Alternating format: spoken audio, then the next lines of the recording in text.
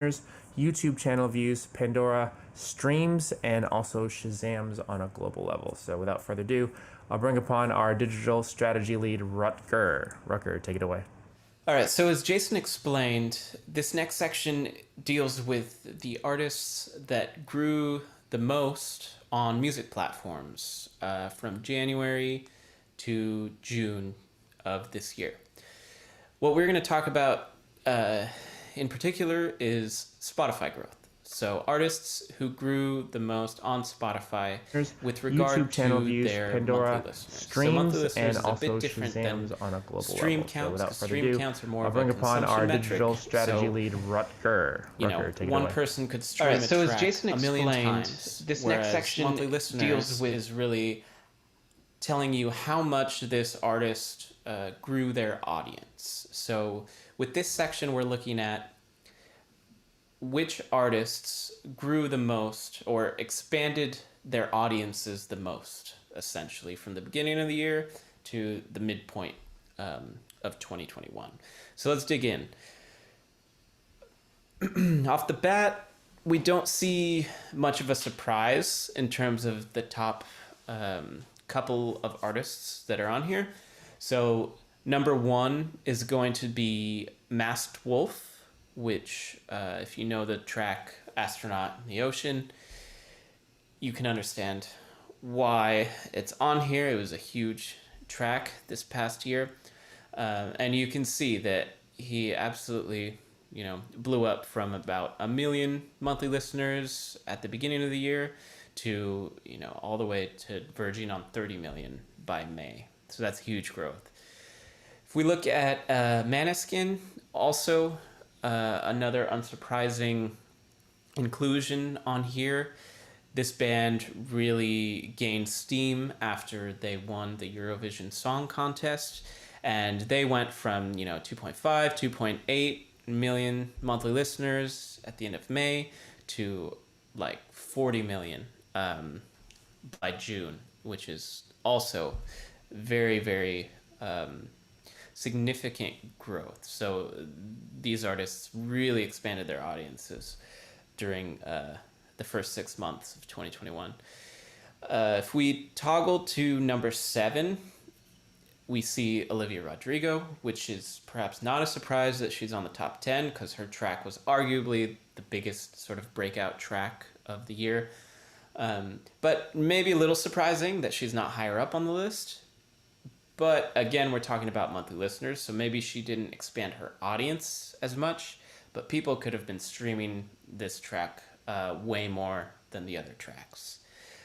So let's move on to YouTube now. So with YouTube, we really are talking about consumption. So we're looking at YouTube channel views. So how many views an artist's channel got, essentially. And for this particular section, how much growth they had in terms of that particular metric.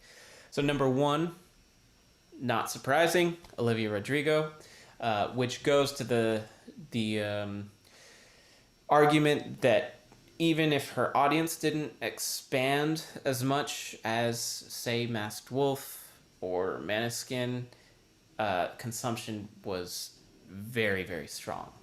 So she's number one in terms of YouTube growth. She went from, around 11 million channel views at the beginning of the year to topping 1 billion by June. So that, of course, is huge growth. Again, we see Masked Wolf with his Astronaut in the Ocean track. Also huge growth, but he still did not end up even half of where Olivia ended up. Some other breakouts were actually Japanese pop rockers, Awesome City Club. So they hit number 7 with channel view growth. They got all the way to around 60 million views, but they started at just around 3.3 million or so. Another one is Carol's Daughter at number 6, who's sort of like a SoCal alt pop singer. She didn't reach the heights of some of these other artists, but judging from where she started at, which was around just 1 million, she, multiplied that by like 20 times or so. And then we also have Ghanaian Afrobeat star Giaki, hope I'm pronouncing that right, at number 8.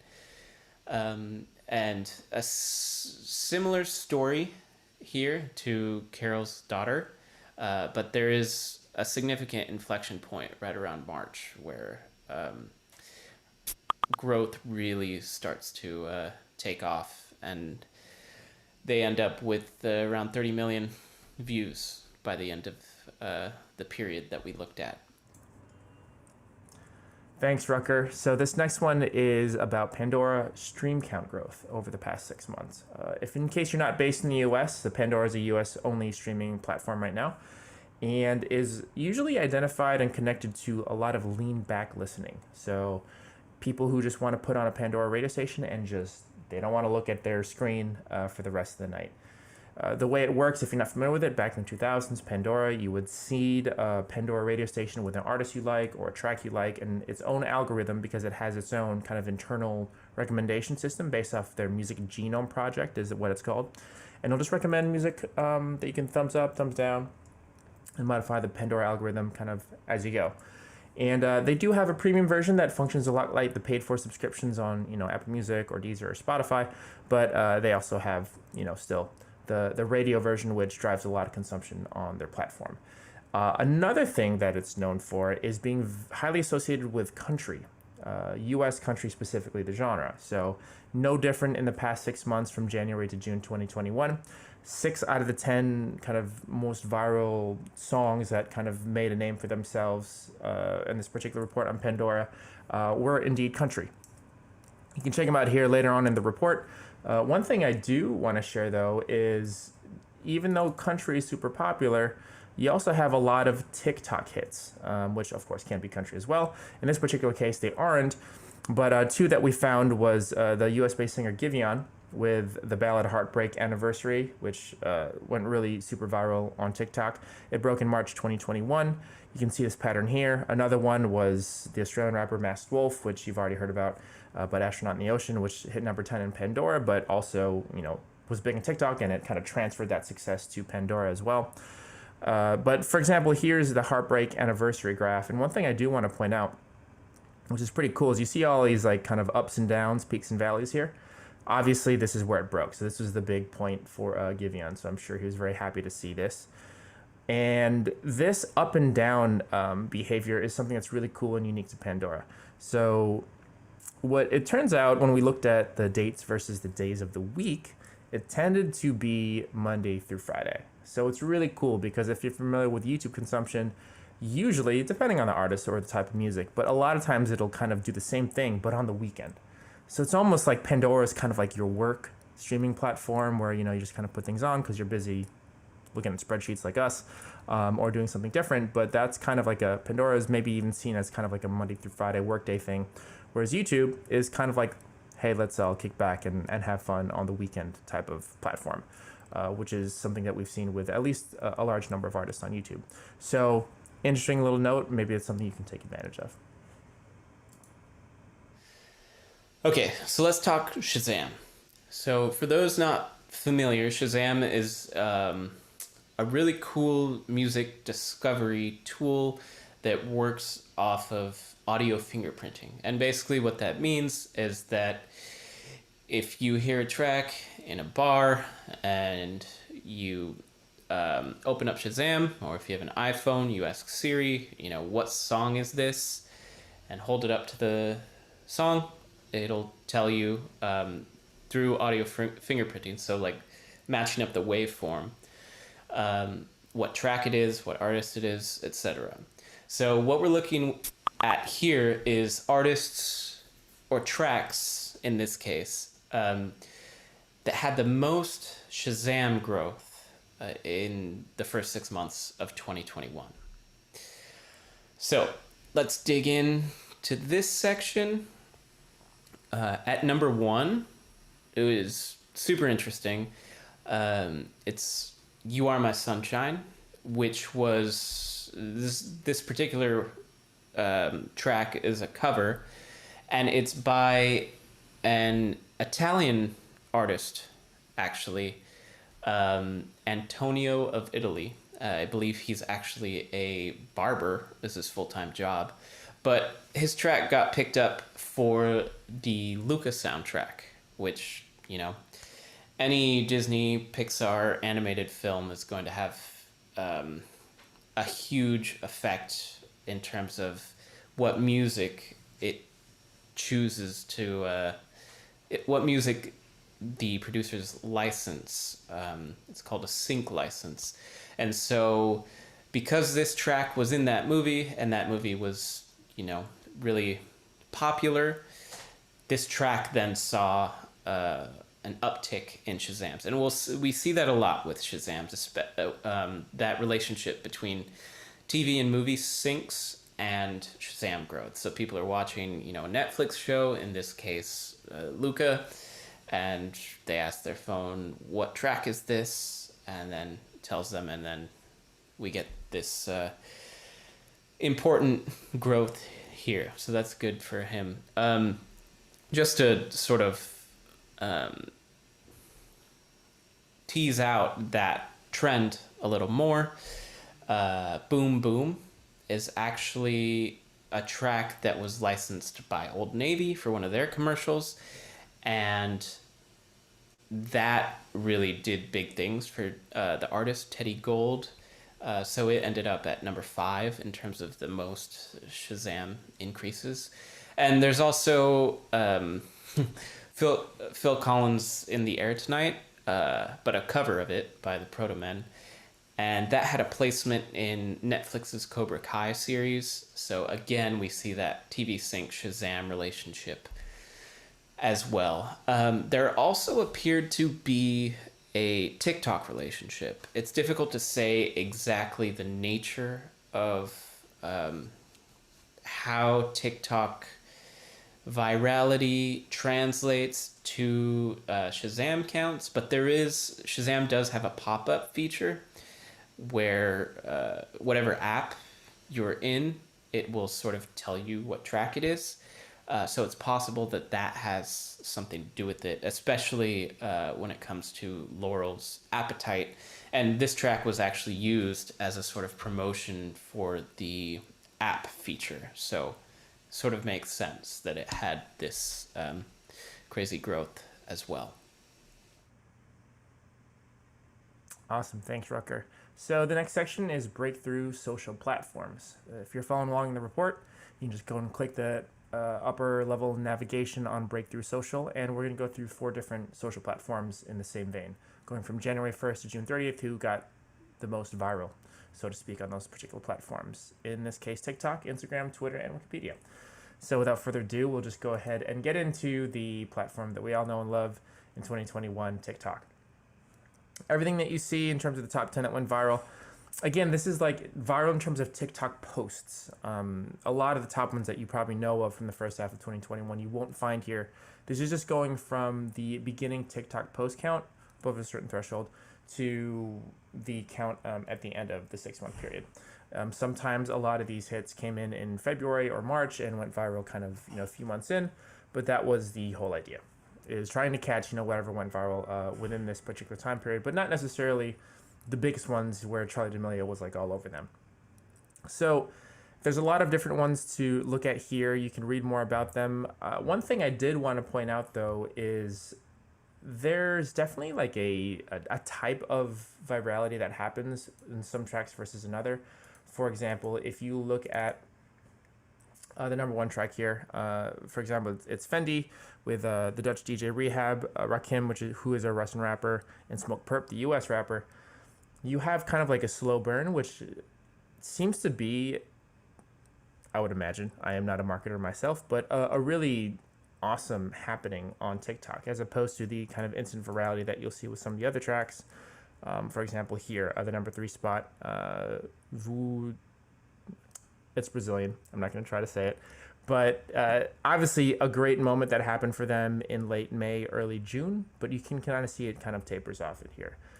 the nature of TikTok, if you're familiar with it, it's very much, it makes sense. You have your period of virality, but then after a while, it just doesn't pop up in the For You page anymore. But it seems that it would be a great marketing tool or asset to have it have relatively a slow burn that happens over months on a platform that is so dependent on virality like TikTok. But that's something to take note of. Just as well, you'll notice for some of the tracks after a few months, the total post count actually starts to go down. There's probably a few reasons behind it.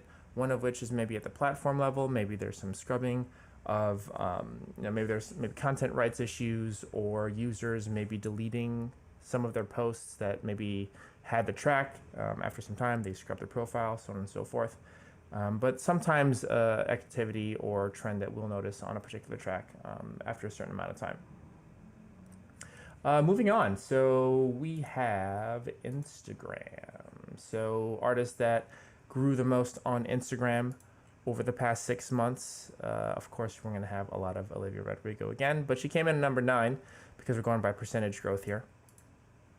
And two artists that I'd like to highlight here are Sick Kick, who is a Canadian producer, and also Lubelin, also a Canadian producer.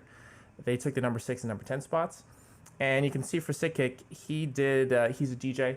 He worked on DMX kind of tribute remix. He's got the cool MIDI light up instruments and plays that. And it was a really dope remix of a lot of DMX songs when he passed away. And this was in mid-April of 2021. And you can see, had been making music for a while now. Definitely suggest checking out his YouTube channel. But had very viral growth starting from that tribute, because the algorithm kind of went to work for him and he grew highly. Same thing happened for Lubelin, who right before the turn of the new year, he had a funny kind of meme kind of internet. He had some music set to an internet meme. Let's just put it that way. You can read more about it here. But it happened right before the new year, and you saw the crazy growth. And as you can see, there's a couple more valid points that happened for him, one in mid-January and one in mid-March. So obviously someone who knows how to take advantage of growth. But just to compare, we have a slow burn again with Olivia Rodrigo, who obviously is a very talented artist, also benefiting of a very large marketing machine with a large budget behind her as well. So you see a very slow growth period, but very steady throughout this entire 6-month period. That is huge. I mean, and it looks, I say slow, but you're talking about, looks like anywhere from like 50 to 100K followers per day, which is enormous. So one of the things we noticed at Chartmetric when we look at different platforms are kind of like, everyone loves a viral moment, but to have kind of slow, steady growth over multiple platforms is probably arguably even better thing over the long term. And that's one of the things we try to measure for in our cross-platform performance ranking, which if you can check out that on Chartmetric, that'd be great. Moving on to Twitter growth is our data analyst, Shashank Chowdhury. Shashank, take it away. Thanks, Jason. That was great. Now moving on to our next section, we have artists with the most Twitter growth. In this section, we had a unique spectrum of voices and artists, but the common theme was the element of surprise and mystery. But naturally, people want to go and check out who they are and what they are, and this reflected in their Twitter followers. Now, getting into the list itself, we had a similar trend last year too, where K-pop and Latin artists dominated the Twitter growth section. Here we have Treasure and Blackpink, but another noticeable individual, Jackson Wang, got in the news, who's very well known in the Greater China area because his K-pop group GOT7 was leaving the JYP Entertainment in January. Another number 2 on our list, Corpse, was very well known for streaming his and narrating on YouTube his real life horror stories and crime stories. But over here he became famous because he was streaming a very well known and popular game, Among Us, and one of his soundtracks went viral.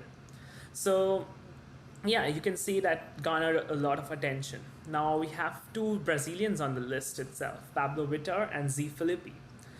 They both launched some sentimental videos about their engagement announcement and pregnancy announcements, respectively. So that garnered a lot of attention on Twitter. Now, honorable mentions to Sweetie and Doja Cat, who released a collaborative single called Best Friend, which got a lot of attention over here. Now, moving on to the next section, we have artists who had the most Wikipedia growth in terms of views. This section was dominated by artists who were unfortunately died in the first half of year, but nonetheless, we have Olivia Rodrigo. Of course, she is here, who, because of her single Driver's License, and she launched her debut album SAR 2 in May 2021, which charted at #1 worldwide. She made a guest appearance in SNL, and that, unsurprisingly, made her pretty popular on Wikipedia. We have another artist and Grammy-nominated R&B singer, Andra Day, who took the role of Billie Holiday in February, and she was one of the leads over there, and she won the Best Actress in Motion Picture. So, not surprisingly, she was pretty trending on Wikipedia. But we have another artist, Ollie Alexander, who did not only star in the TV series It's a Sin, but he launched another cover of Pet Shop Boys, along with this new the TV series he launched. Now we have Scottish artist Sophie, who was well known as one of the most innovative artists, and she was one of the most influential transgender artists in the world. She suddenly died at the age of 34, which shocked the whole world, including the LGBTQ community, and which led to a spike in the Wikipedia views. And this story was like the similar story of DMX, who passed away in April, and a lot of crowd was gathered outside Barclays Center to pay their respects. Again, you can see the numbers and statistics on our report here itself, the view counts and how much they grew by. Now, moving on to the next section, we have Michelle, who will be talking about pronoun distribution and gender equity in the music industry. Stay tuned. Thank you.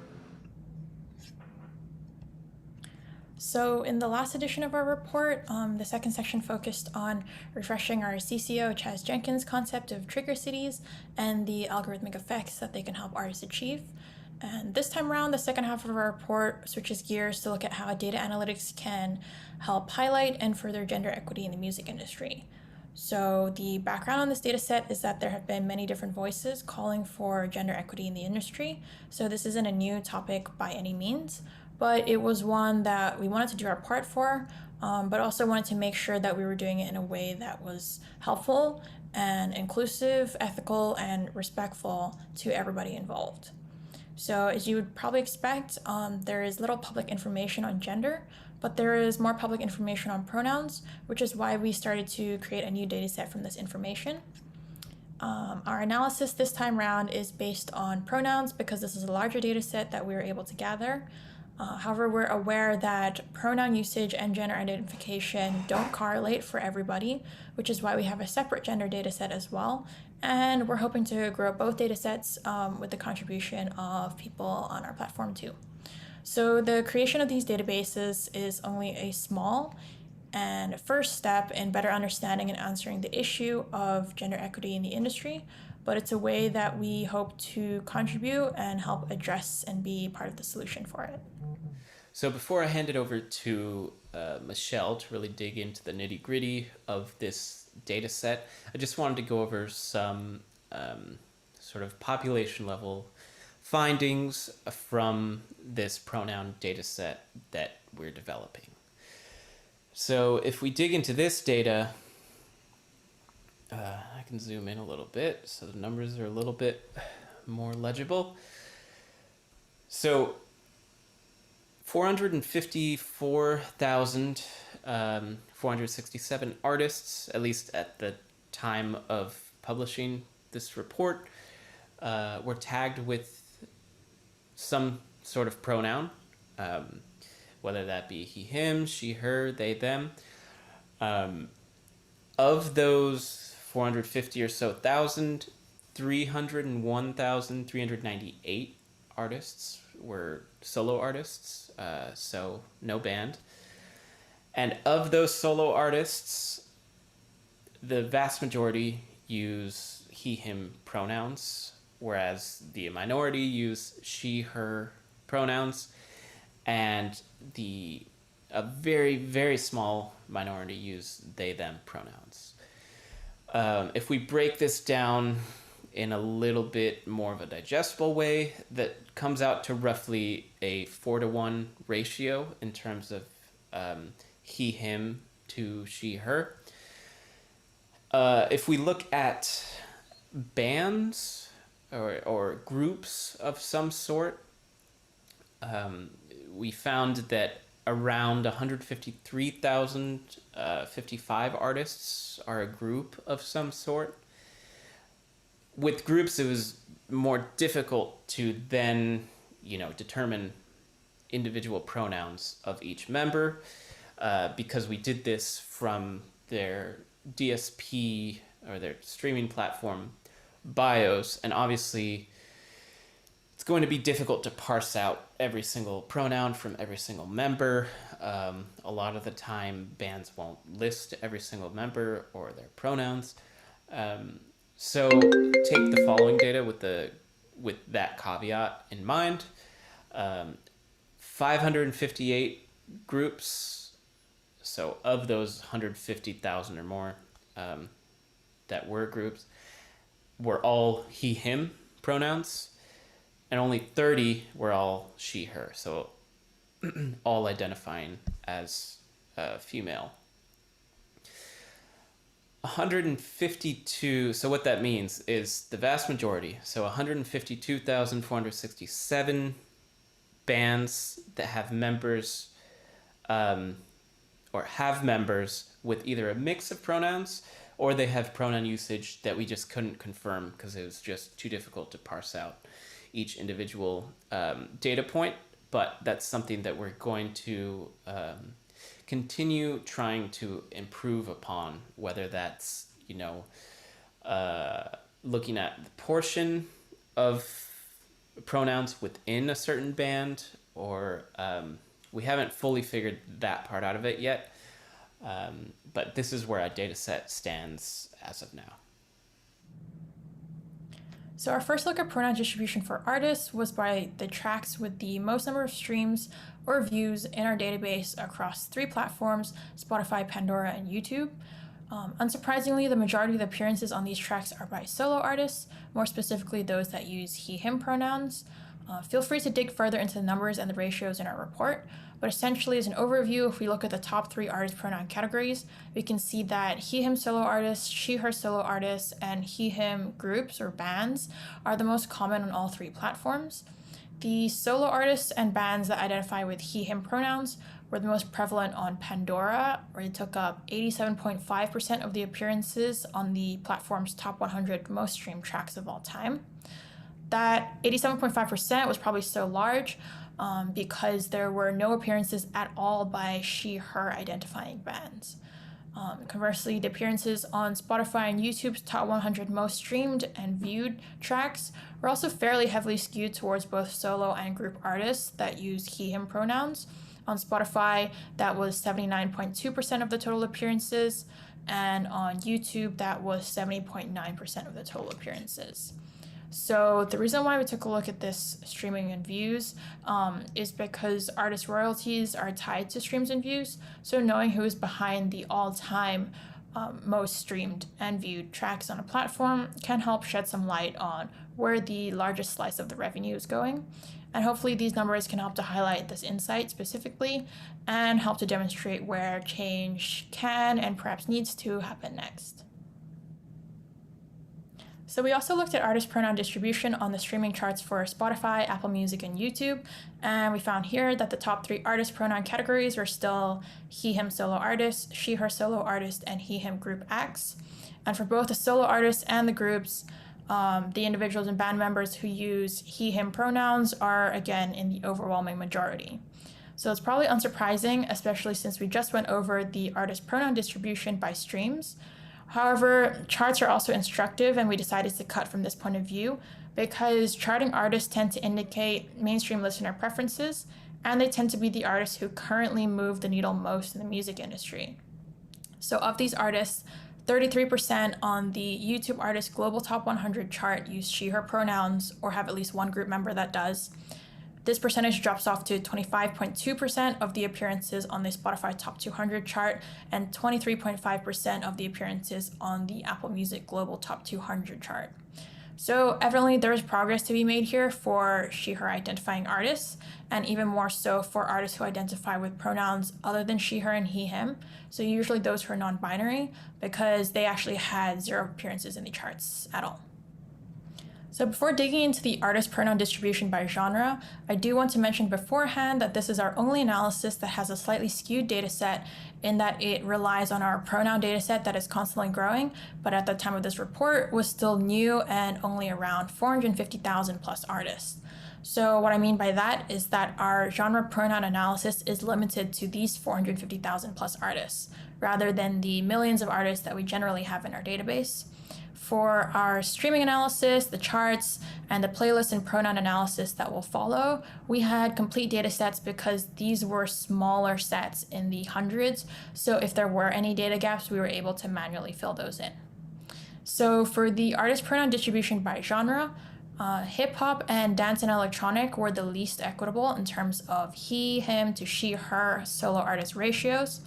Pop and indie were the genres with the most equitable distribution that were the closest to a 1-to-1 ratio out of the 7 genres we analyzed. And country, Latin and Caribbean, and rock, punk, and metal were the other 3 genres that were somewhere in between. So this data helps to highlight how the issue of gender equity in the industry could be more closely addressed via these genre-specific communities as well. Finally, we also did a quick dig into artist pronoun distribution on playlists, since playlists are one of the most common and popular ways to listen to music today.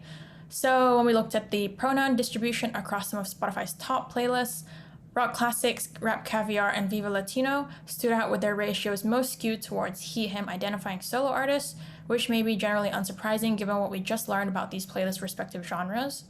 But in a more interesting twist, 2 of the 7 top playlists that we analyzed actually had ratios that skewed ever so slightly towards solo artists that identify with she, her pronouns.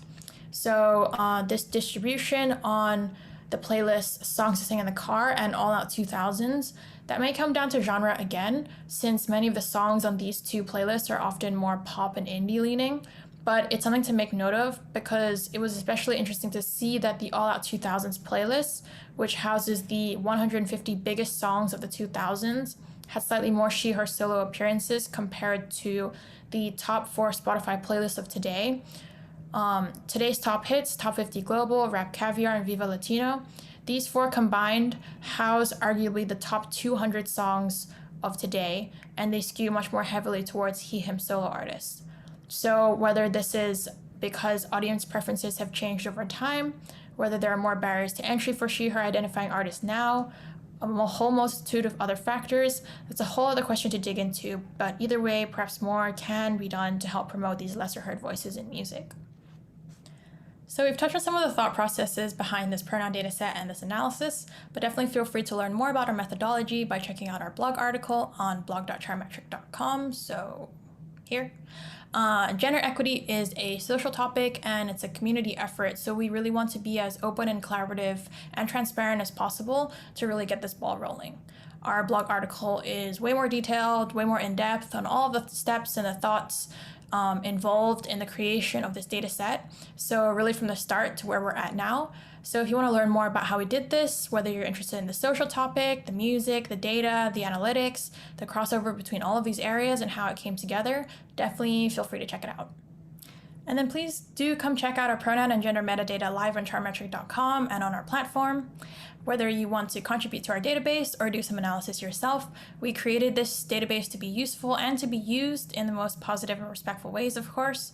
So as always, we'll be doing more analysis in future and digging into more insights, but we know that there are so many more great ideas and projects out there, and we would love for you to incorporate this data. The pronoun and gender metadata on our platform can currently also be updated. After you log in, please go to the artist profile and you can update their pronouns and their gender there. We do review these submissions to maintain data integrity and also to be respectful of the fact that this information is about people's identities, which we definitely don't want to get wrong. But we do hope that by having it open to everyone to contribute respectfully where they can, will help us all get an increasingly better understanding of the gender and pronoun diversity across the board, at least initially in the recorded sector of the music industry.